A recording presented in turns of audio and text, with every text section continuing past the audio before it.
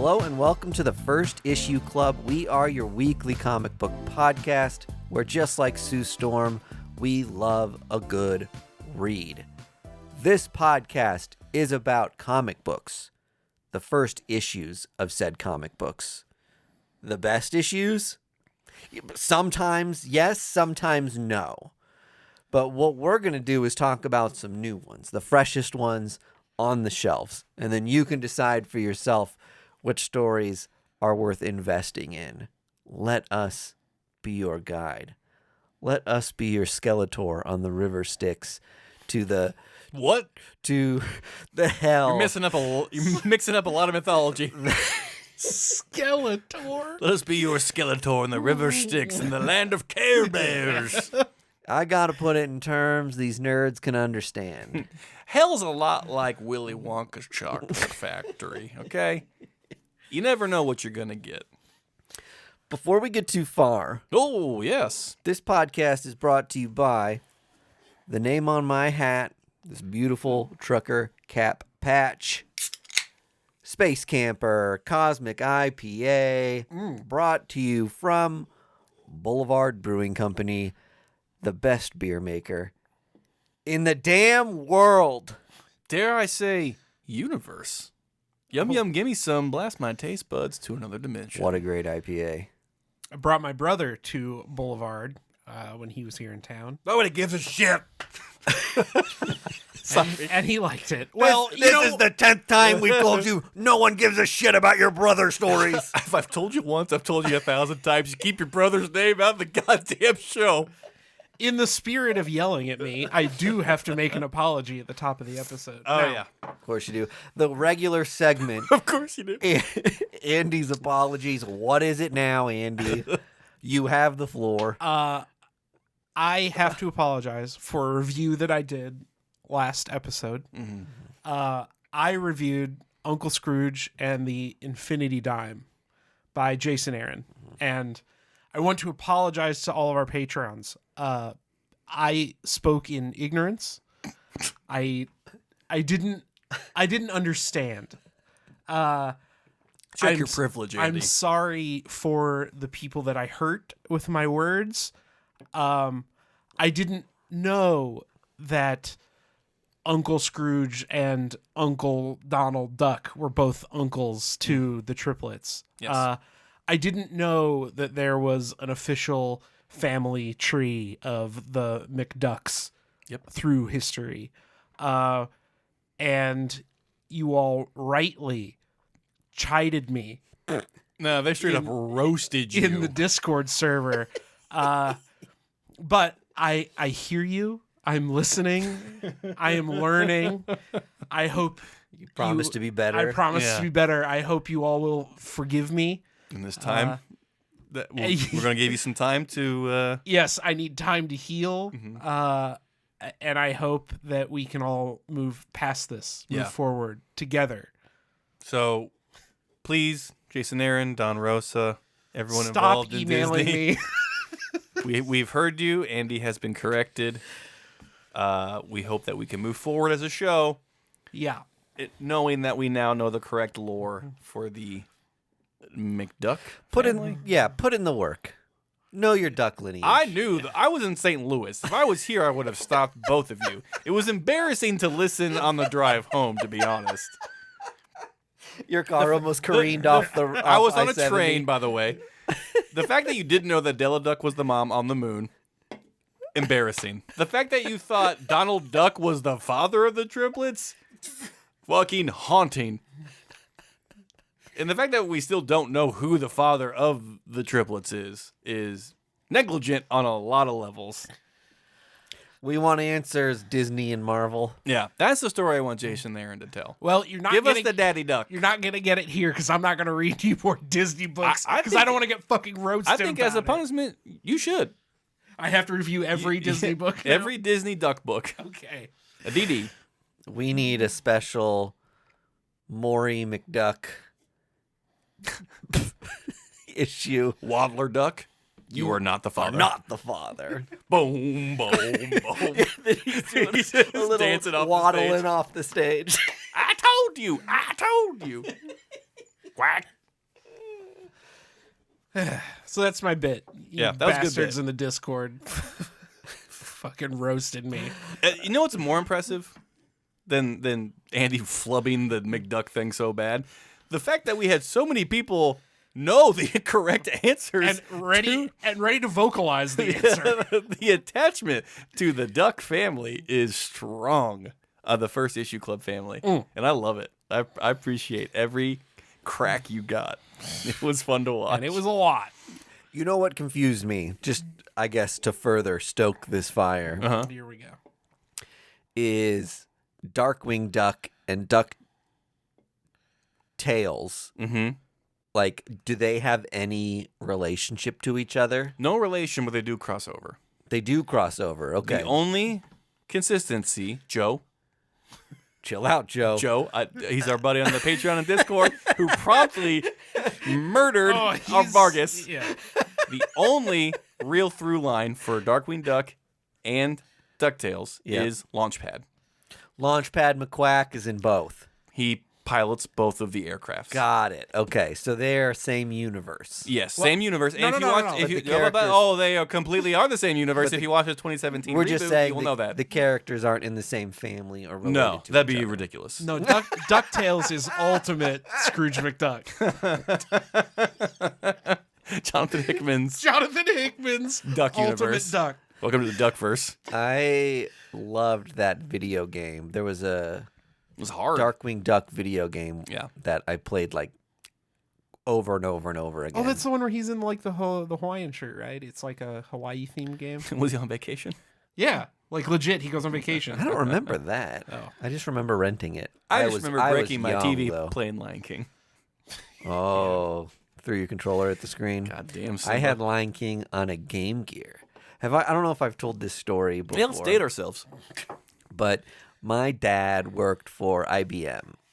Yeah. Have I already said this? I found out 2 weekends ago when he was in town that he worked for IBM. Yeah, and he would repair computers, and they would have these parts that they would keep in stock, and there were some parts that weren't worth enough money to like worth their weight in plastic.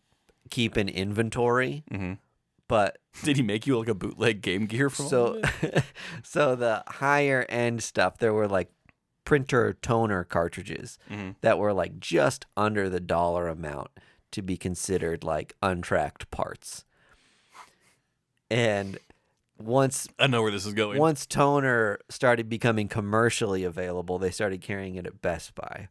And so he would grab a handful of like toner things, and we would return them to Best Buy for store credit. And that's how I got a Game Gear and a couple games. And he That was just fucking like, rules. he was like, kids go wild. Yeah.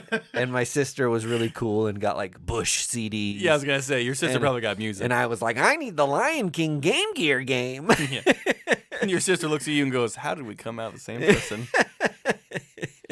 Yuck. So Do you have that Game Gear still?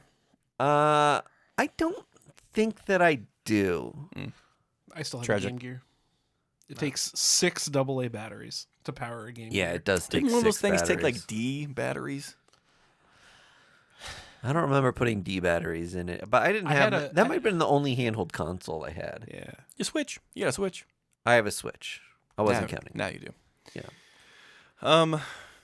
So if you In do the battery era, I should have been clear. in the battery era, well, technically the Switch has a battery, but you can charge it. Okay, let's chill. Zing, you got know, him. you Discord, know what I sound mean. off. You- Fuck him up. We're peaking, so we've yelled more on this episode than we've done in years. We got to beat that quota.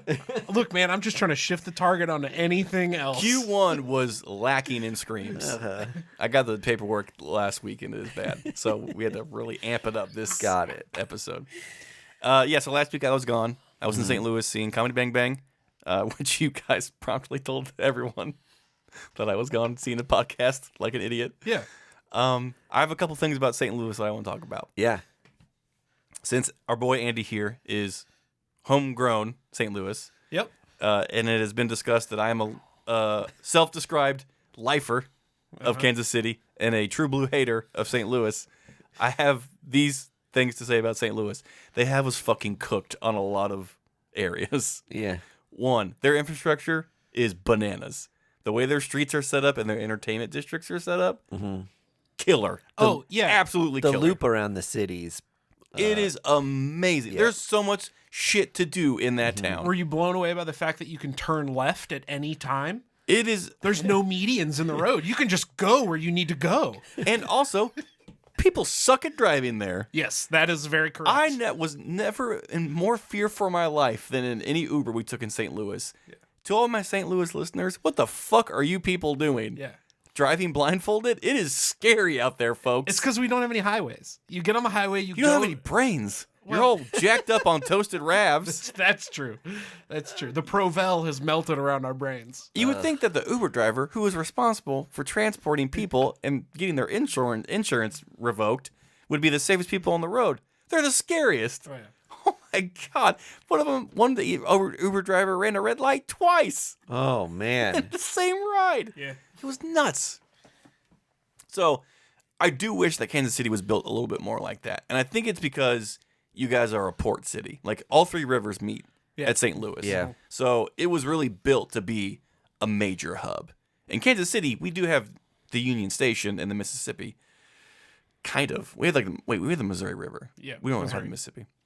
But we're not near as close to St. Louis as far as infrastructure and like getting around town and having cool shit. We have some cool shit. St. Louis has a ton of cool shit. It's just a shame. Second point, no one fucking lives there. Yeah. it's Was all- there a war I am unaware of? No, man. It's all Or like some kind of 27 days later? no. No one is living in St. Louis. St. Louis is where you live when you have kids and you are ready to settle down and you are done with It life. does feel like all suburbs. It's all suburbs. Yeah. So One like, Uber driver told us that St. Louis is the #1 city in America to have the fastest leaving population. Yeah, People sure. are like chomping at the bit to get out of St. Louis. you graduate high school and you go, well, probably to Mizzou. It like, is seriously. startling. Well, here's the other thing about St. Louis that is tough for people leaving is you're so close to Chicago. It's a Oh, you massive were like city, stone's throw. really close to Chicago, and you're like, I can be 4 hours away from home and be in like one really of the kick-ass city? best cities in America. Yeah. Like, And like that's what I wanted to touch on that too. The vibe of St. Louis is not Midwestern Missouri town. no, it feels East Coast. It feels East Coast. Yeah. It is bizarre. The moment we stepped out of there, I'm just like, we're not Missouri. I know what a map says. We're not in fucking Missouri right Yeah. now. It is crazy. It definitely feels like an East Coast city. And I mean, it just needs like a huge CC of money to like figure it out. But like, it's a cool town that people are just abandoning, which is a huge bummer.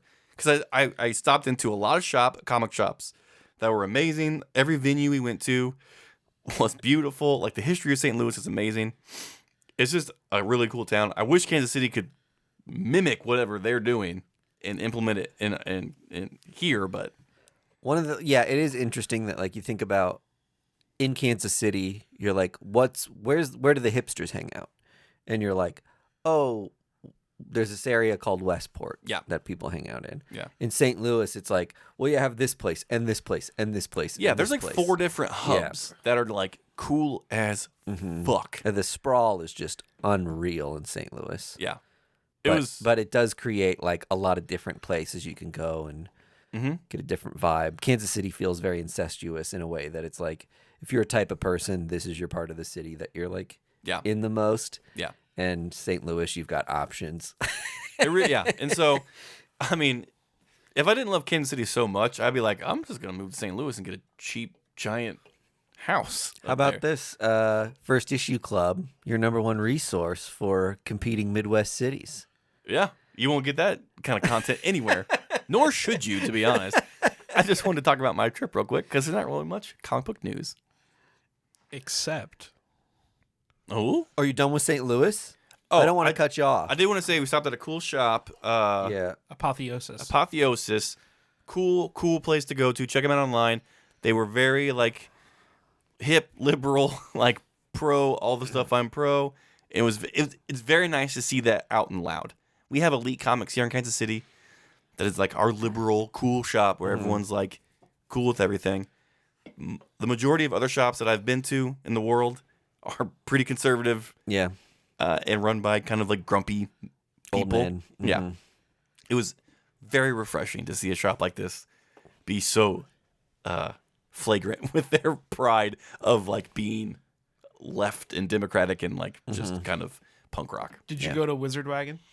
We tried to, but it was closed. Damn, yeah. It looked cool. We looked in the windows and stuff, so it looked really cool. That's a cool place too. I want to go back. I talked to the guy who owns Apotheosis, and like they do live shows there. So I was like, maybe one time we can go up, have a trip, and like do a fun live episode from that shop. You can stay with my parents. Was neat for free in the futon. Was Comedy Bang Bang at the pageant? It was. What did you think about that part of town? I liked it. There was that's where Wizard Wagon is, and there's a cool like bowling alley there for like adults. It's not like kids come in and bowl and like you can drink and like games are like $5 a piece. Yep. Found out I am fucking terrible at bowling, but I'm really good at mini golf. We stopped at this place called Putt Shack, where you can like do trick shots and light stuff and stuff. Fun town. I went to the pageant once. Who'd you see? To see Zwan. Oh, which was the band that the Smashing Pumpkins did after Smashing Pumpkins. And I'm waiting in line outside like all day long so I can get up as close as possible because I'm like a huge Smashing Pumpkins fan at this point in my life. Yep. And a guy like maybe 100 feet away from the line just drops his pants and takes a shit on the sidewalk as we're all standing there. And it's just like, great.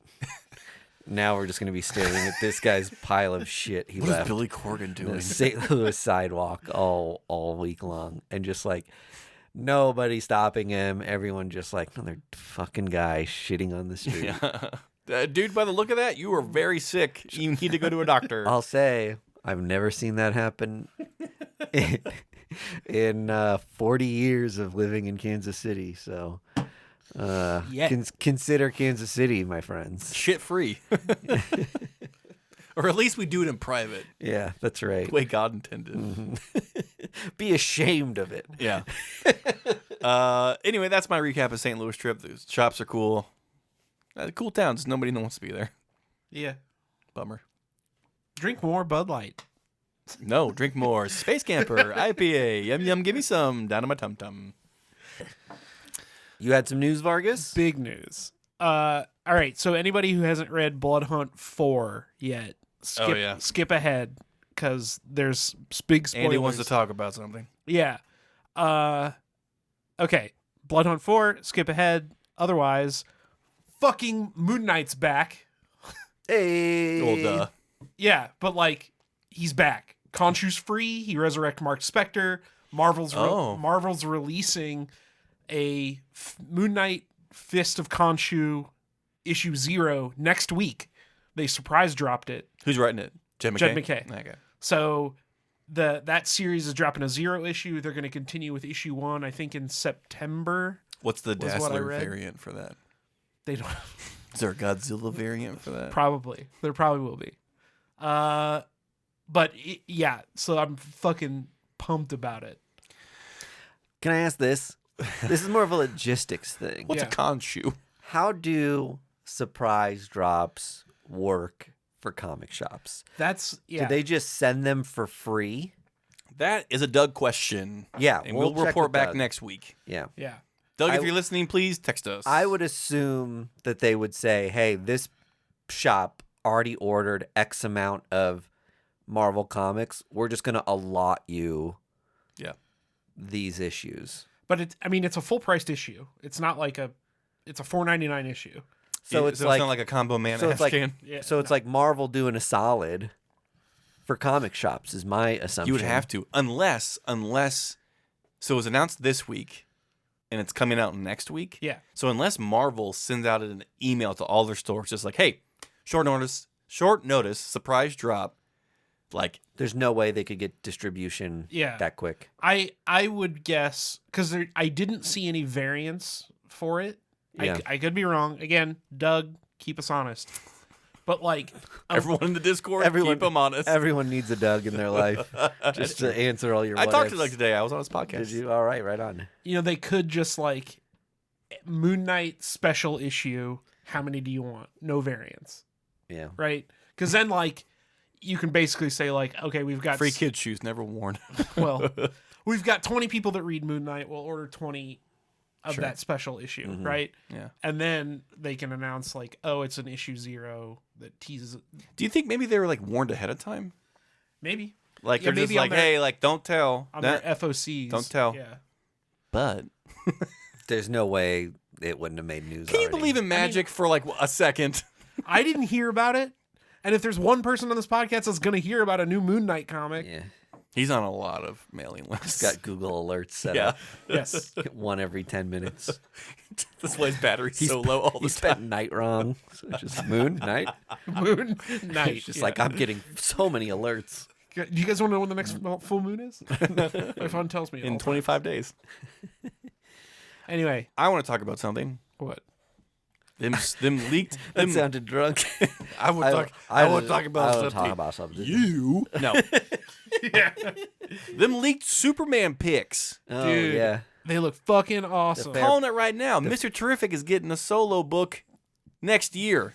Yeah. The Fair Play jacket looks tight. Dude. I'm gonna be mad because everyone and their mother's gonna have one, and me included, because that jacket looked fucking incredible. Yeah, man. The makeup looked incredible. Like they're doing Mr. Terrific, perfect. Yeah. I Absolutely couldn't perfect. tell. Was that like... It looked lifted. Yeah, it did. It looks like it's something they attached to his face rather than just face paint. Well, that's what he like in the books. Yeah. Discord. Keep me honest. It's like a thing, like a He smacks mask on that he there, puts yeah. on. Like a nanobot. Yeah, but it gives him like he has like a heads up display. So like, I'm sure. So it is technically a mask. It's a mask. Or In the a- comics, it's just it looks completely flush with his skin. Yeah. Yeah. Because he's like a super genius. Yeah. So So he can make the thinnest mask on Earth. He's like the Mr. Fantastic of that universe, yeah, he's What'd like, you say? Yeah, he's super that's safe to smart. say. Yeah, if Mr. Fantastic was Batman. and not an evil jackass. Well, yeah, sure. I'm super excited for this. Totally. I am hopeful that my DC movie friends are gonna eat well in the next few years. Yeah. With James Gunn doing Supergirl, Superman, all this stuff that's Creature coming Commandos. out. Creature Commando. Well, I have no worries about DC animated stuff. They always do well there. But their live action stuff under Zack Snyder was what's the word? Bad. It was very bad. Yeah. So I'm excited to see them like eat. However, for my Marvel friends, I'm crossing my fingers for you because the Blade movie already has another director. Oh, Lord. Yeah. I don't think that movie's ever going to get made. Man.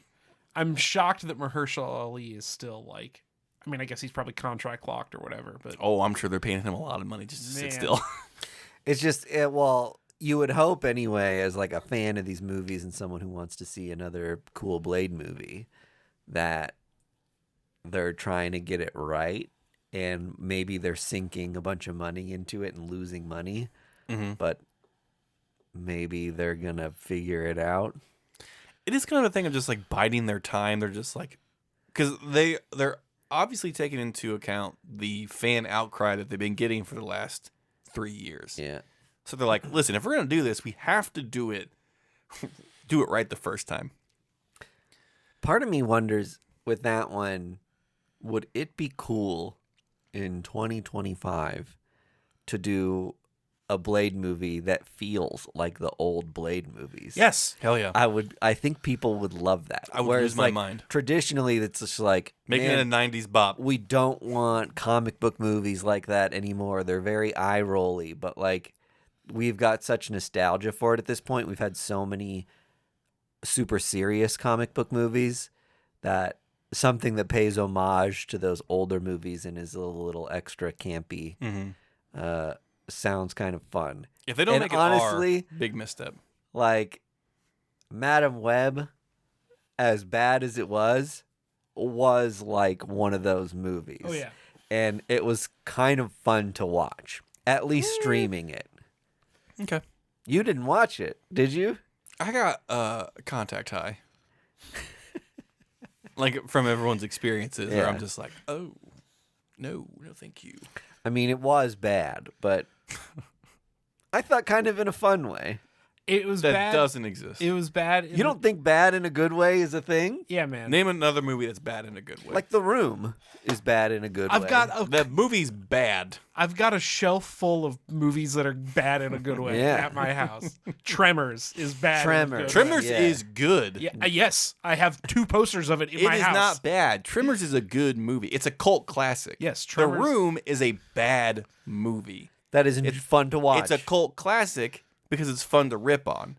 Madam Web is neither good nor bad. It is just should never have been made.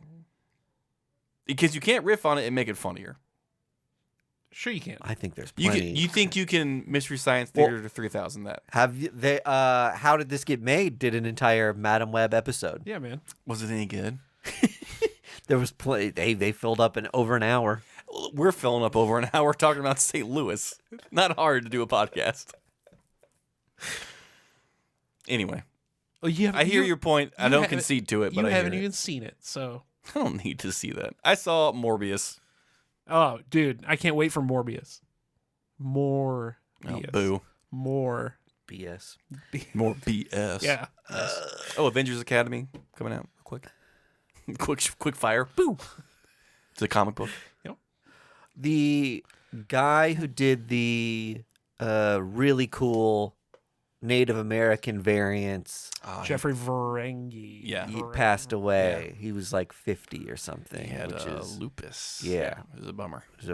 total drag. But I just saw that in a comic I read today. So, R.I.P. Yeah. Those were really cool covers, and Some of the more unique covers to come Yeah. out of Marvel in a while. they were.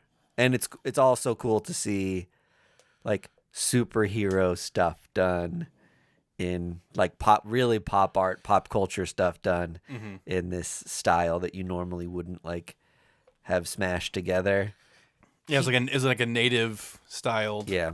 like not homage, but like interpretation of like a pop culture phenomenon, which is brilliant. Yep. He did the A covers for Red Wolf Volume 2, which was a spin-off of Secret Wars 2015. Not only is the series like a lot of fun, but like those are some of the best A covers Marvel's ever put out. They're so sick. So, Yeah, R.I.P. Big loss. way to bring the show down. It had to be mentioned. It did. You know what? You're absolutely right. Yep. Do we want to talk about comics, or do we have more news? I don't have any more news. It's been kind of a weird news time because San Diego Comic-Con is right around the corner. Everyone's keeping their lips tight. People are holding tight. I did see that Kevin Feige officially said that the Fantastic Four movie is set in the 60s. In an alternate universe, not the main Marvel Cinematic Universe. Did you see that? Oh, I did not see that. That is That's confirmed. interesting. Yep. So that's how they get brought in. I called it. Thanks, Deadpool. Okay. Are we their negative zone? This stuff's gonna be really fun, I think. Like, Yeah. having seen the post-credit scene of the last Captain Marvel movie, and then knowing that this is set in a different universe in the multiverse of madness Oh, right, stuff. yeah. Like, we've been building to this for a minute, and now it's like, oh, you can start seeing all like the puzzle pieces coming together, and then If we don't see the Beyonders soon, I'm gonna be pissed. I saw a rumor, and this is Oh, rumor time. unsubstantiated, whoop, whoop, whoop, whoop, whoop, whoop. but it's so fun. I have to talk about it. Speaking of Deadpool and multiverse stuff, right? Yeah. I saw a rumor that Deadpool is going to feature a band of resistance fighters that are like fighting back against the TVA, because the TVA is going to feature heavily, right? So Deadpool and Wolverine are going to be the leaders of this band of hero resistance fighters. X-Force? Nope. Better. It's going to be Jennifer Garner's Elektra, Wesley Snipes' Blade, and then like There's no way Wesley Snipes gets into this film. I don't think so either. Chris Evans' Human Torch. Ben Affleck. Yeah, I mean, like you name, there's like all those, like some of the weird like There were X-Men. a lot of rumors that Chris Evans' Human Torch was going to be in Doctor Strange in the Multiverse of Madness. Yeah. I think they just want to put that to bed. I think it's a fun idea to kick around, but I would much rather see Travis Kelce as Super Pro than any of that stuff. That to be is honest. the number one cameo I want also. That is, and it is because I own 5 copies of Super Pro #1 that I wish for this to happen because I desperately want to get rid of them. Either that or Dolph Lundgren's Punisher. That would be cool too. I think there's a fine, and see if you agree with me here. I think there's a fine line between fun Easter eggs and oversaturation of the joke. Oh yeah.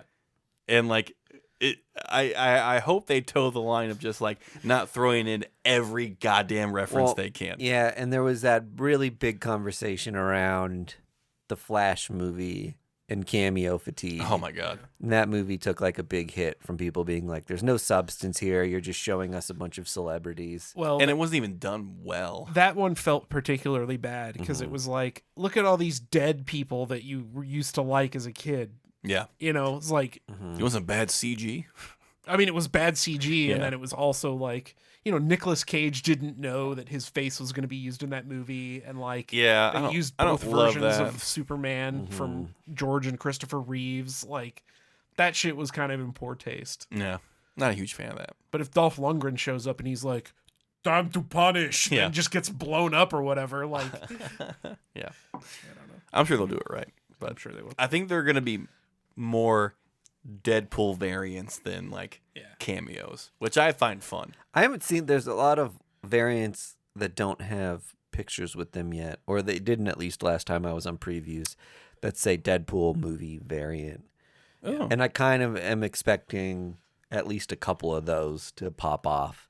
I feel like A woman. I have a handful of now old Marvel comics that have like, here's a still from Iron Man #1 on the cover.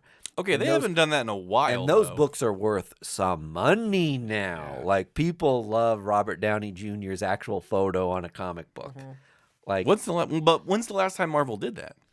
Was it Prob- Iron Man? it might have been like Iron Man 3 or something. They haven't I they feel haven't like done it they in a minute do like one for like for the every movies. movie. Yeah. Like Captain Marvel will have a Captain Marvel picture from the movie. Okay, Like, Brie I Larson honestly will can't be on the- remember. I think there was the movie poster where she's like really far away though. Yeah. And you can see her like silhouette standing in like a big hangar. Yeah. I think there was an actual photo Okay, one for the Marvels. I'll take your word for it. Anyway, But in any case, those are traditionally good covers to buy. Like, Especially when they match like the Deadpool one with the Deadpool movie cover. because when the general public is feeling nostalgic about this stuff, and you're like, oh, I'm such a big fan of this. What's something I can get my hands on to like own as a little trophy towards being a fan of that? Like, that's the stuff people. and you don't want to buy another Want. Funko Pop? Yeah, right. Like the John Wick #1. Yeah.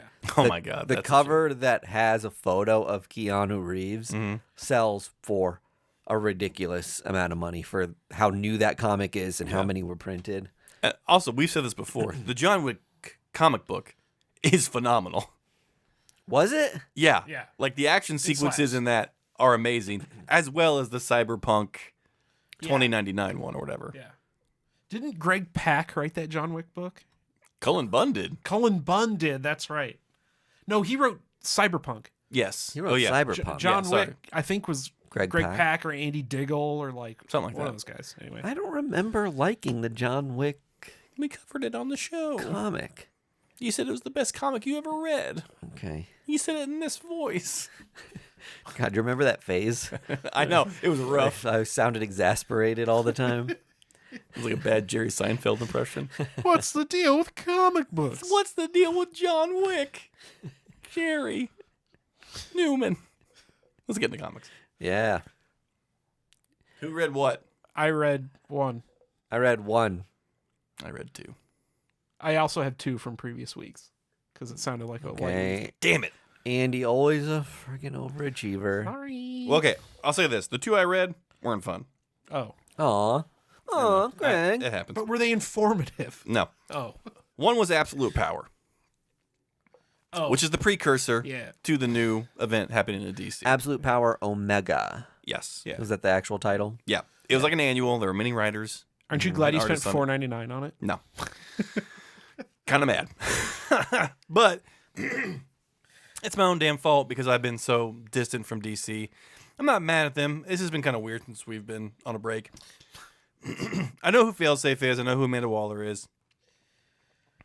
It was not confusing to me to get the setup of what absolute power is. And to help you understand what it is, Amanda Waller is basically making a fail-safe Justice League with her robots. She has corrupted Brainiac's mind to make her believe that she's like a mother figure to her. And so she's kind of creating Amanda Waller is just wanting to get rid of superheroes in general because she sees them as like a threat to humanity. Mike, thank you for getting me water. You're welcome. And so basically this is the setup of how she is going to do it. She has had a character that I had no idea who was, like some kind of time traveler, fixed failsafe. Brought him back from the dead or something, right? Yeah. So failsafe is now active and helping Amanda Waller take out every other superhero that is going to get in her way. The end. Yep.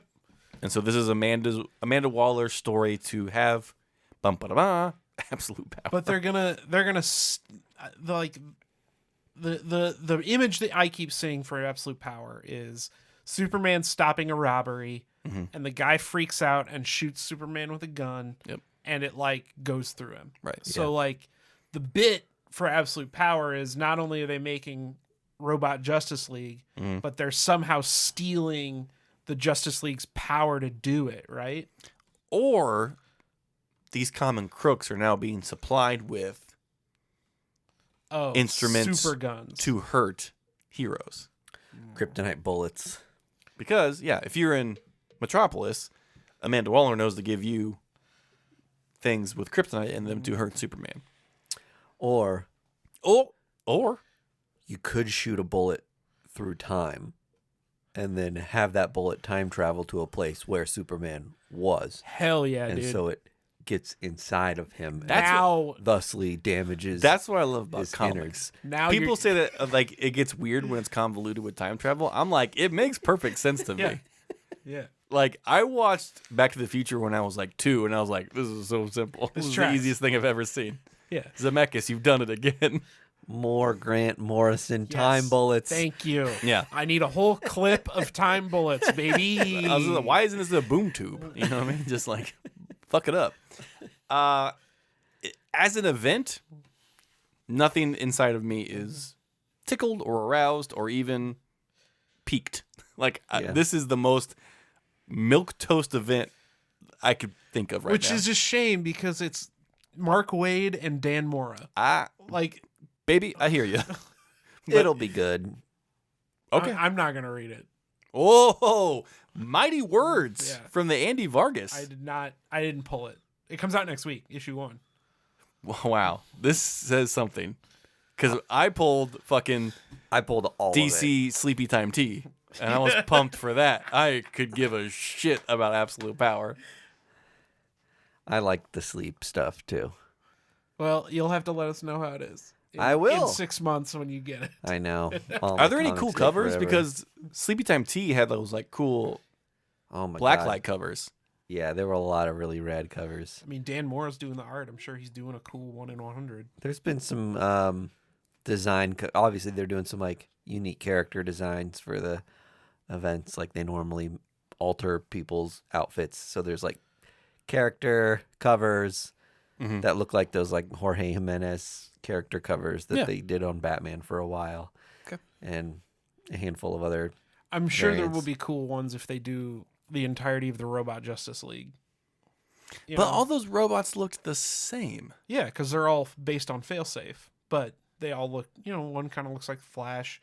One looks like a big giant Green Lantern, like a Mech Warrior. I mean, I'm okay with that. As long as they look kind of like the person they're supposed to be the fail-safe counterpart to the other superheroes, we'll go with that. That's fine. I just think we've got the world's finest team writing this, working on this together. Yes. Yeah, that does sound like I was doing a pun. And now they're writing a big DC event that's focused around Superman getting shot and Zur-En-Arrh. Yeah. And I'll be the first to admit I am ready to eat a giant slice Yeah. of humble pie when all this is said and done. I think it's going to be good. I hope it Noted. is. Noted. Yeah. And when we return to this in 6 months, Yeah. We could. we'll give you your crown and sash.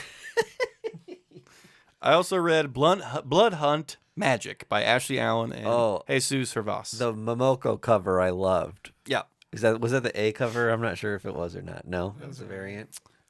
This was a very boring story and a cool event. That's too bad. Yeah. Womp womp. It wasn't. It's magic in Siberia.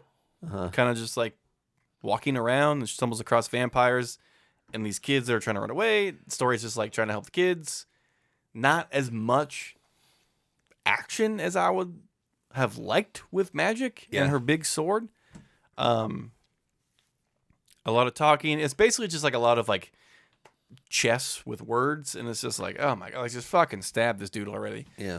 Nothing like Union Jack, which was like the perfect way to do a blood hunt book. So I was a little let down, but they can all be bangers. Yeah. In the blood hunt verse. The Blood Hunt verse. Greg, I'm worried for your health. Hey folks, I want to give a quick. You're barely staying afloat here. I get a quick reassurance to my friends and family out there. Allergies are just messing with my throat. Yeah. It's fine. I feel great. I can do 10 push-ups with no problem. No double vision. Yep. I'm healthy. The voice is just on its way 38-year-old out. man. After talking all night tonight, you might be like voiceless tomorrow. Yeah. Well, my wife will be thankful. But no, I'm fine. I'm fine. What'd you read, Mike D? I read the Thanos annual, which is a big Infinity Watch tie-in that kind of helps kick some things off because we're going to be seeing a lot more like Infinity Watch one-shots. Like across all of the like a lot of Marvel annuals coming out, like keep this event going, which I thought was a really interesting way to have an event. Be like these books that we put out every year that are just kind of like sometimes throwaway adjunct fun stories. Like let's do a cross event and use those books for something a little more purposeful. And This is kicking off the Black Infinity Stone story, right? yeah, so Ooh. Yeah. We got a symbiote stone? the concept. This isn't the first time we've had like mention of like the black stone. Yeah, because Donny Cates teased it in his Thor run. Yes, and it actually shows up in one of the old Secret Wars Battle World books. Oh, really? But that's out of continuity now. Which Oh. wait, the 2015 Secret Wars? Yeah, Really? it was part of that. I have no recollection. There's a weird Thanos story where like he saves a family trapped in this kind of like apocalypse. That's the Infinity Gauntlet. I have that whole Yeah. story. Jared Duggan wrote it. That's the first appearance of a black Infinity Stone. Huh. I've got to dig that out. Yeah. Okay. Sorry, continue. In any case, Settle down, Discord. the black Infinity Stone is like a gem that holds death inside of it.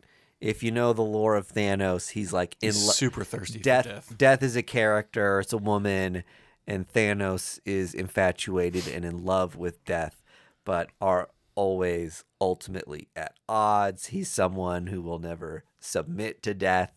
A little bit of the book's intro is kind of like this weird relationship that they have. Yeah. But ultimately, he's got this unrequited love and For death. and What a freak. death. And now that he's got this Infinity Stone with Death's powers in it, it's not cooperating with him, and he's like, this isn't working how the other Infinity Stones work. Death still isn't like with me or doing my bidding, even though I've got her trapped in this little rock trinket of mine. over the last It's a euphemism for marriage. several years, this is again feels like something that Marvel's been working on for like 5 years in the background. Yeah. Is they've put the Infinity Stones within people. So like Infinity Stones are part of them now. Like Star. Star is like one of the embodiments of the Infinity Stone, and it's like coiled like deep within her like body. Mm-hmm. We find out that each of the Infinity Stones are kind of like drawn towards a person and stick with them. So it's harder to like gather them as a singular person now, but it is possible for everybody to team up. And I'm assuming the Infinity Watch is going to be a team that, Marvel puts, Yeah, they create a timepiece. Marvel has this history of making like the Watch a team. Yeah. Just like the old Infinity Watch. And interesting. But so this it's not a clock on your wrist. But this Infinity Watch is going to be people burying the stones. Yeah. The follow-up story to this book that deals with Thanos trying to get the stones from everybody and not finding success shows the Death Stone traveling away from him, and it finds a graveyard. Who? And enters a grave. Do we get to see the name on and the grave? From that grave rises an agent of S.H.I.E.L.D., Phil Coulson, new bearer of the Death Infinity Stone. What the fuck? Very cool. That is rad. Wait, so now is he in continuity? He has been. Oh, he has been. Yeah, he has been, yeah. Since that Agents of S.H.I.E.L.D. comic. Mm-hmm. Oh, yeah, you're right. Okay. Oh, fuck. That's cool. Yeah. Yeah, that's pretty dope. rad. I'm excited. Yeah, I'm excited for that. Does he have like a costume or anything, or is he just like... He's in a suit. Bro, suit and tie. Classic look. All right. That's sick, yeah. actually. I hope he wakes up and goes, "Oh, Tahiti was weird." Yeah. I need a coffee Mondays, am I right? Now I know what Garfield was talking about. I loved that show. I thought it was so good. Yeah, it was great. It was a great show. Yeah. Cool. So you're going to pick up the rest of the annuals? Well, the problem is that it wasn't really apparent what was happening when all these books were up for pre-order.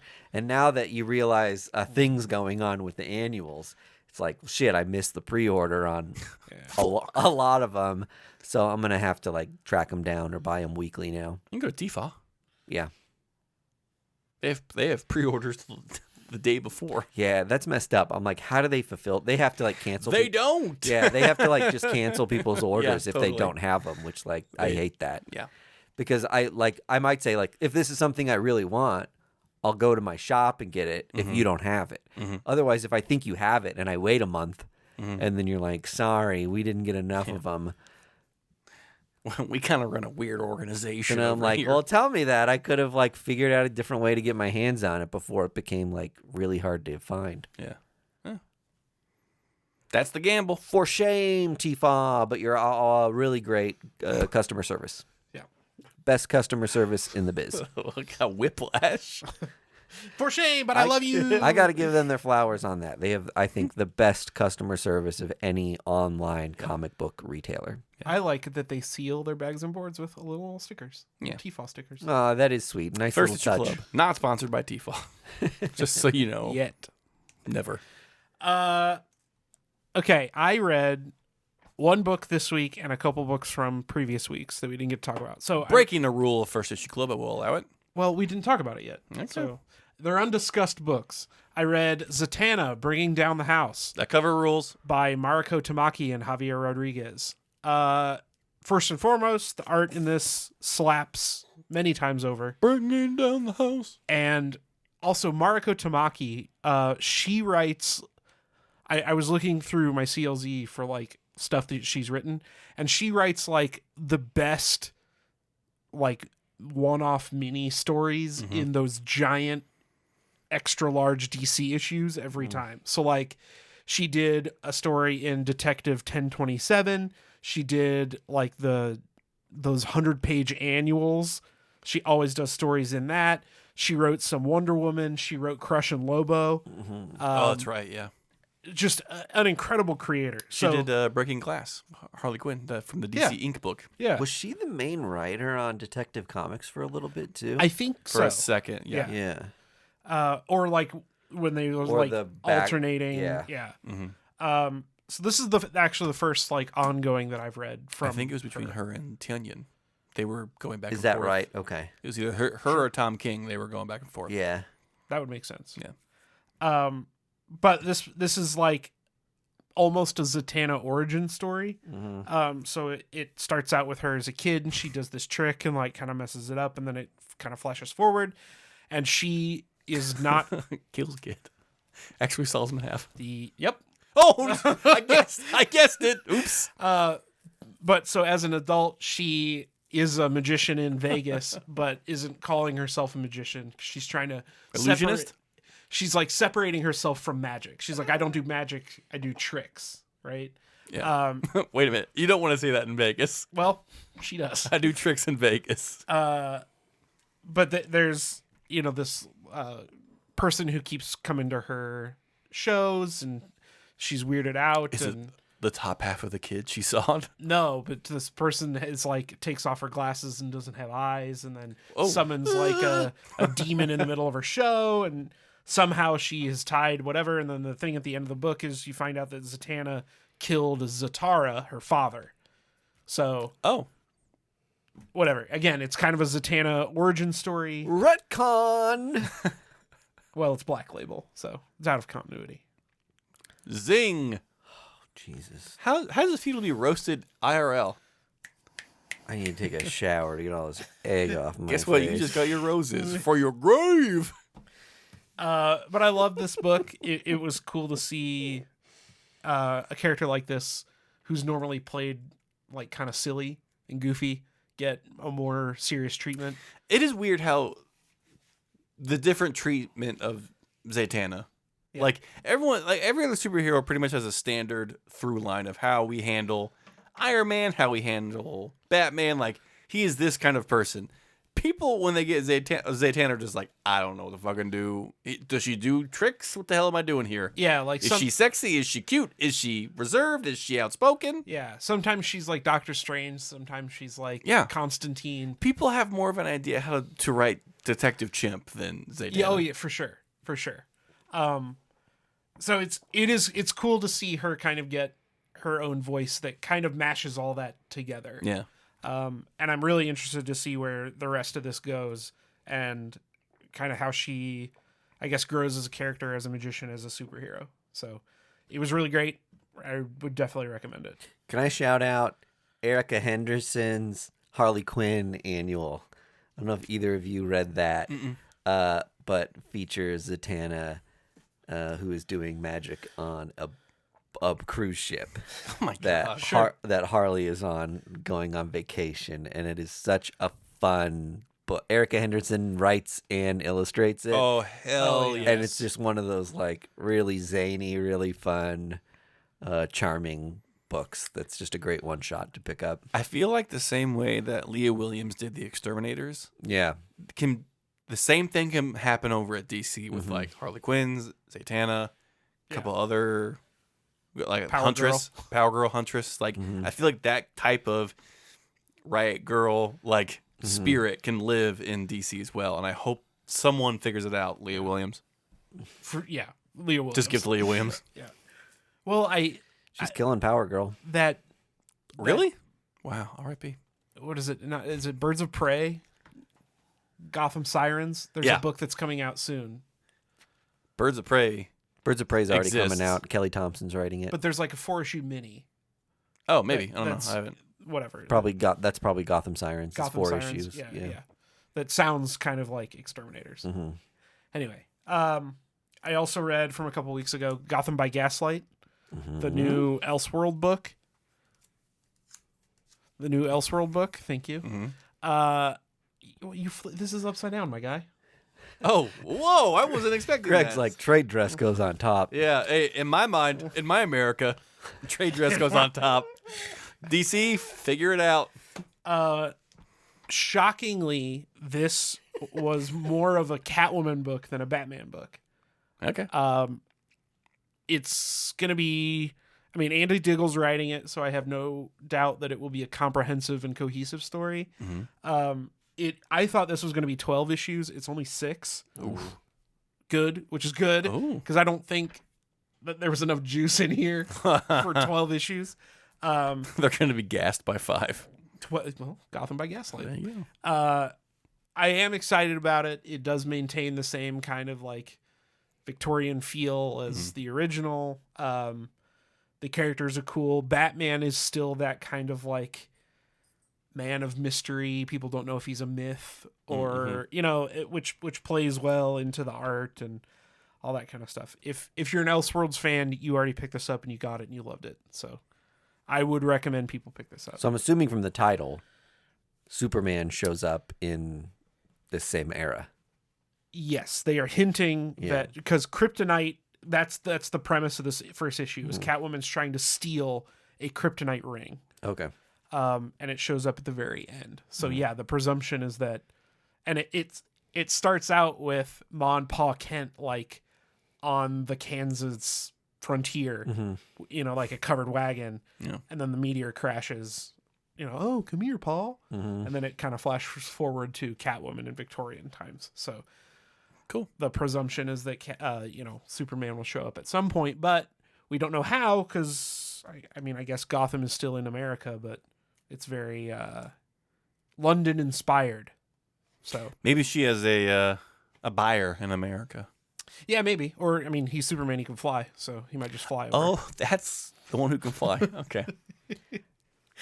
Look at this. Yeah, I know the Elseworlds logo right there. The At the top. Elseworlds logo. Yeah. I love it. I love the Elseworld stuff coming back. Has it been an imprint before? Yeah. Before, yes, and then they discontinued it. Now they're bringing it back. Okay.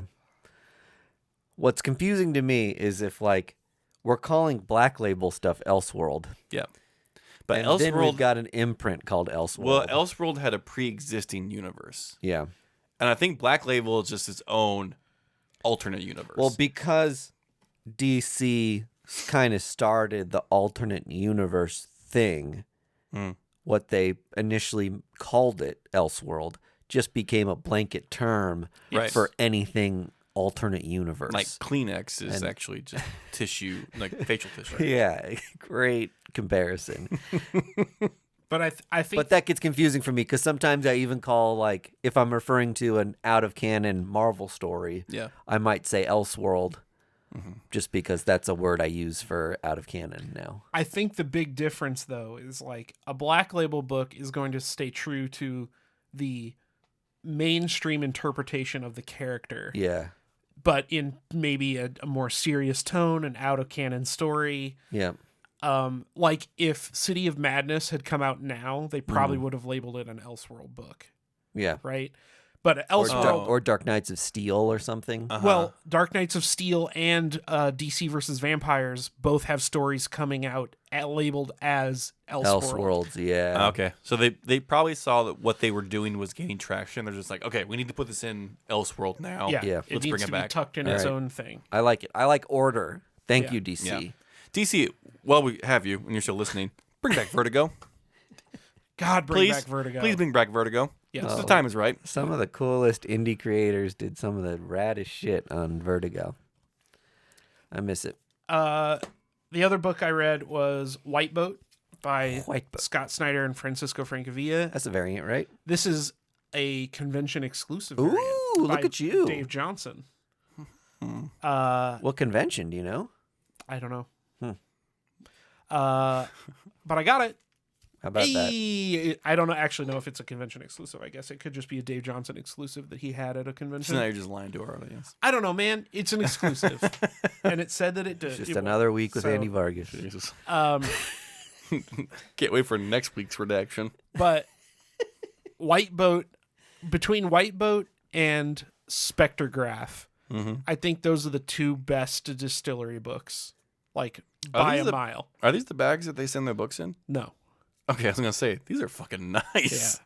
These feel like hard plastic. Yeah, no, I got that. Well done. Their magazine. And this one, I think, is their best book. I think this is the best distillery book. Whoa. Shots fired. Mine arrived At bent. Blasphemies. Mine arrived bent from Midtown. Go figure. Go Fig. Did you read it? Midtown. I haven't been able to read it Get your yet. shit together. It's I'm so excited for it. I did read Spectrograph. Spectrograph is and I awesome. Loved Made it. me feel a lot of feelings because Tunyon Yeah. wrote it. Yep. But this made me feel a lot of feelings, and there's a mystery that I want solved because it's Scott Snyder. Oh. So is this like a Okay. glass onion kind of thing? No. So this revolves around a guy who lived on the sea with his dad and brother. Brother died in a shipwreck. Now he's grown up and writes articles about expensive yachts for a living. Gets an invite to the White Boat, goes and tours it, finds out that the White Boat is more of a concept. It has existed for millennia. There was a white boat in Roman times.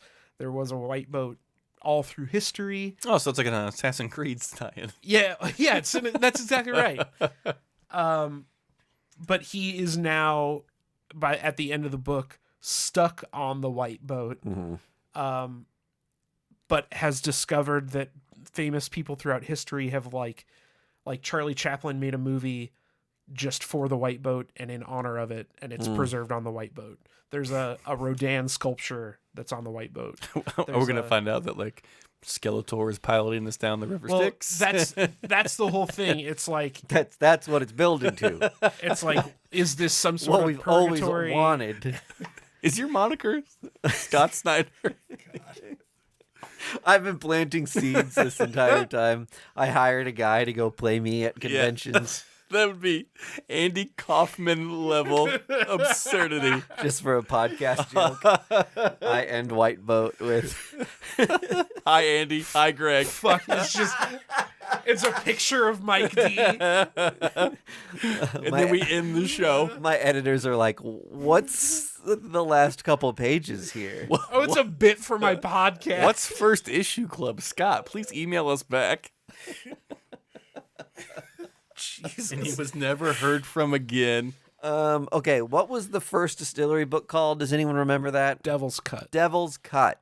Do you feel like that book is getting more and more fun to have as we're getting individual distillery books that first appeared in that big collection issue?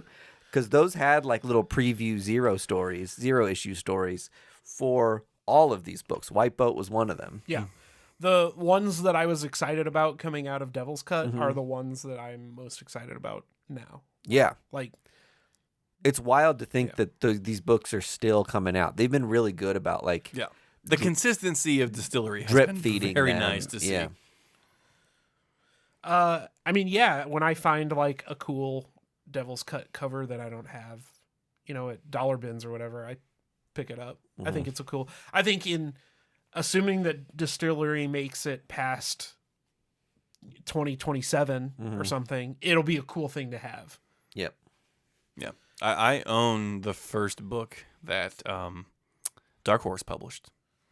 Cool. It is cool to have Black a Cross. publisher's first book. Because I was just like thinking one day, I was just like, what was the first, Dark Horse issue? And I found it for cheap. And then I found out that it's like also the first appearance of like a lot of famous Dark Horse characters. And so it kind of became bigger than I realized. But it like to be at the humble beginnings of a publisher and to have that like keepsake is a very cool memento to have in your collection.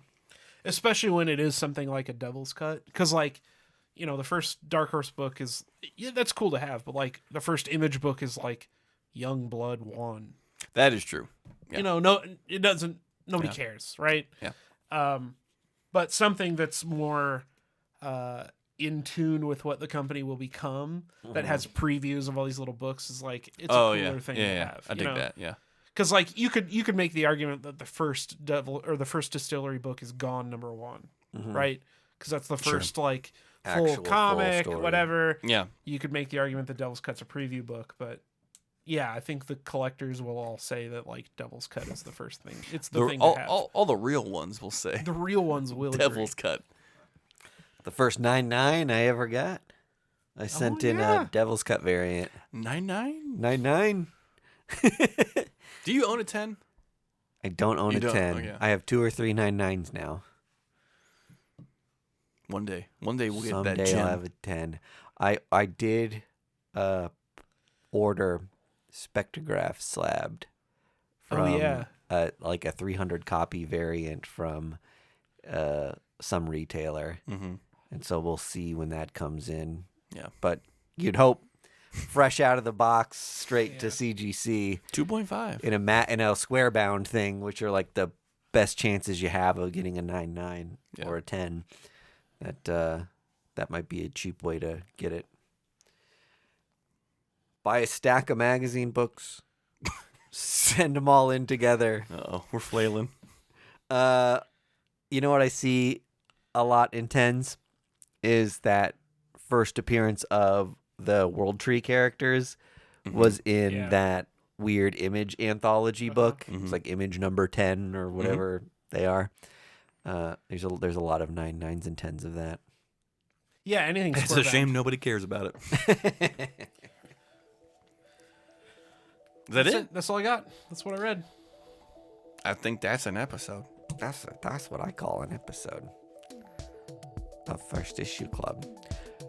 Good work, boys. Thank you. Right back at you. Join us on the Discord to roast Andy. Join us on the Patreon to get more First Issue Club goodness and drink a Space Camper review. Over 21 years of age, and please drink responsibly. Bye. Bye. First Issue Club podcast is brought to you by Boulevard Brewing Company, the people responsible for our favorite drinks, the Space Camper Cosmic IPA family of beers. Our show is edited and produced by our hosts Mike DeStacy, Greg Lichtag, and Andy Vargas. You can find us on social media at First Issue Club, and you can join the supporters who keep our humble podcast going on our Patreon at patreon.com/firstissueclub.